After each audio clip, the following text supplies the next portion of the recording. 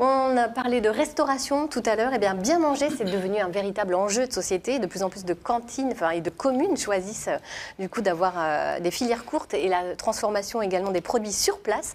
Dans les 76 communes du Pays de Rennes, 20 projets ont ainsi été lancés depuis peu. C'est le cas notamment à Montreuil-le-Gast où se sont rendus Anthony Masto, Jean-Michel Piron et Vincent Sureau. Cette semaine, nous prenons la direction de Montreuil-le-Gast. Cette commune de 2000 habitants au nord du Pays de Rennes est engagée depuis quelques mois dans un projet nommé « De la ferme à l'école ». Il s'agit entre autres de sensibiliser les enfants à la qualité et à la provenance des produits qu'ils consomment chaque jour.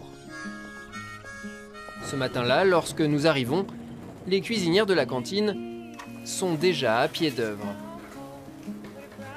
Bonjour. Bonjour. Dites-moi, ça a l'air appétissant tout ce que vous êtes en train de faire là.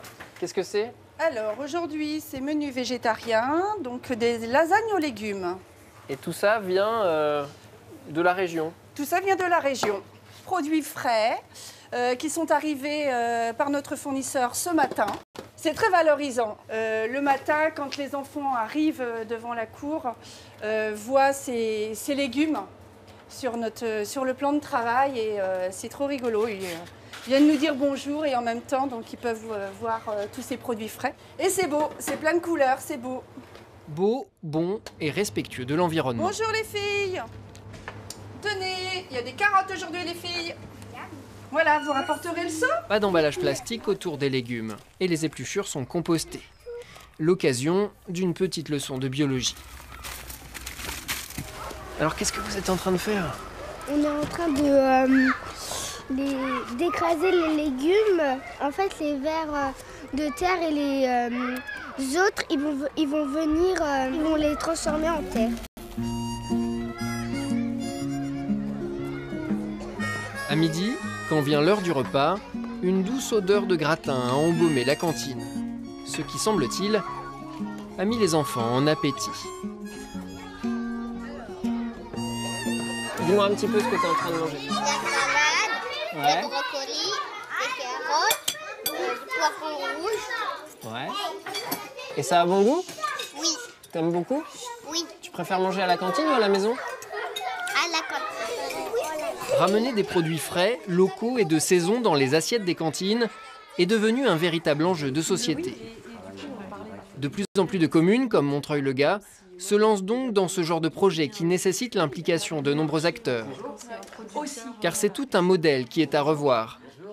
Souvent dans les cantines municipales, en fait, on avait parfois un peu, je ne vais pas dire par facilité, mais parce que aussi il y a les règles sanitaires, parce que tout ça correspond aussi à une économie, hein, il faut rationaliser les choses, qu'on avait peut-être aussi par facilité des modes d'alimentation globalement, d'approvisionnement, de production et de mise sur table qui étaient relativement standardisés. Et là, quand on retravaille avec des produits faits, avec des produits locaux, ben, on se re-questionne sur l'ensemble de la chaîne. C'est tout simplement aussi une histoire de bon sens, c'est-à-dire qu'on a des producteurs tout près de la cantine.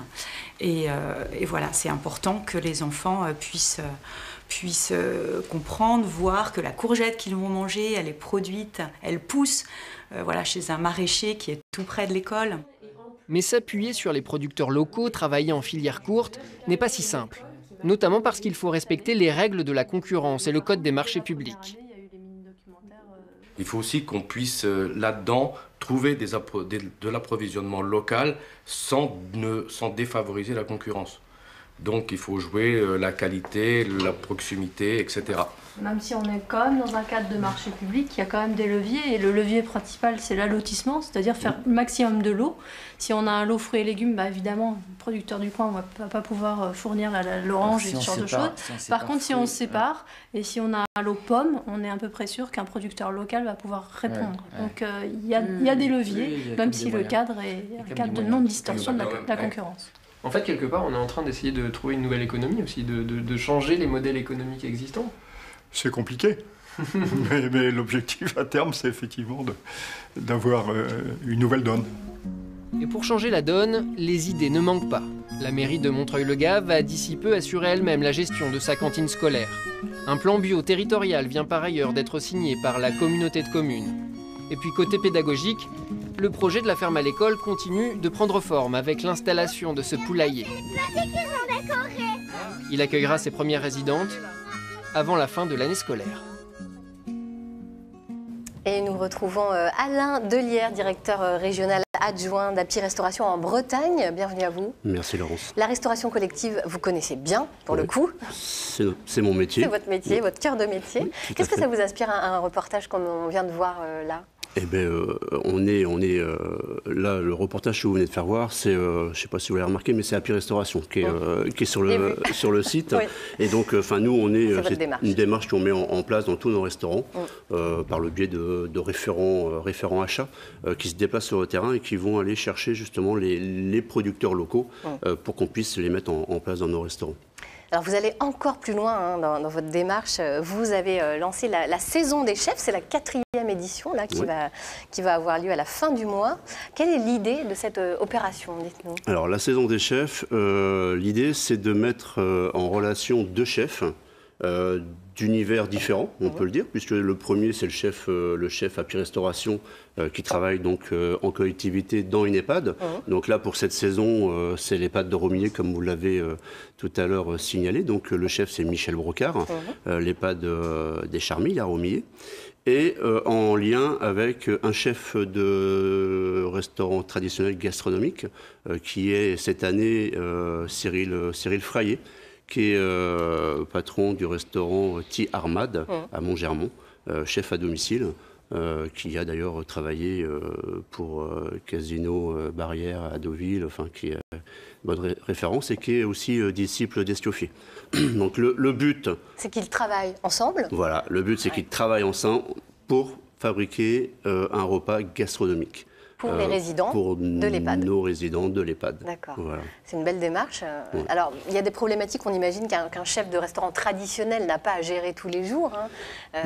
C'est pour ça qu'on organise une réunion pour pouvoir échanger sur toutes les problématiques, puisque, en effet, dans une EHPAD, on a des régimes, on a des textures modifiées. Du mixé, des textures un peu différentes. C'est un vrai défi tous les jours de faire un menu. Le but, c'est de se réunir et de faire un menu adapté. Pour que tous les résidents puissent manger la même chose ce jour-là. Alors ça va se passer le 24 mai à l'EHPAD des Charmilles à Romilly. Mettez-nous l'eau à la bouche alors, quel sera le menu? Qu'est-ce que vous avez réussi à concocter qui puisse convenir à tout le monde? Parce que c'est ça vraiment l'enjeu. Alors les 2 chefs lors de cette rencontre ont mis au menu en entrée bavarois de chou-fleur avec un cœur d'andouille de Guéméné, donc suivi d'un dos de cabillaud. Avec une sauce au crabe et une huile aux herbes. En légumes, il y aura un risotto de cacha. Et en dessert, un financier. Cacha, c'est un mélange de céréales, dont du sarrasin à l'intérieur. Donc là, on reste vraiment sur des produits, un menu breton et produits locaux. D'accord. Voilà. Et en dessert, ça sera un financier aux amandes et hydromel avec une marmelade de pruneaux. Bon, on fait quoi le 24 là au midi? Je vous invite tous si vous le souhaitez. Ça a l'air bien quand même. Vous dites l'idée c'est de faire plaisir aux résidents. Oui. Et ça c'est vraiment l'objectif premier, qu'ils aiment manger, de leur redonner le goût aussi parfois. Malheureusement le moment du repas c'est peut-être l'un des derniers moments, leur dernier plaisir qu'ils peuvent avoir. Donc nous chez Happy Restauration c'est ce qu'on fait tous les jours en faisant une cuisiner de qualité avec des produits frais et des produits régionaux et locaux. Vous êtes cuisinier à la base? À la base, je suis cuisinier de métier, c'est mon cœur de métier, c'est ce qu'on échangeait tout à l'heure, c'est ma passion. Donc j'essaye dans les restaurants de mettre en place et de parler de ma passion pour que nos convives soient satisfaits. Bon.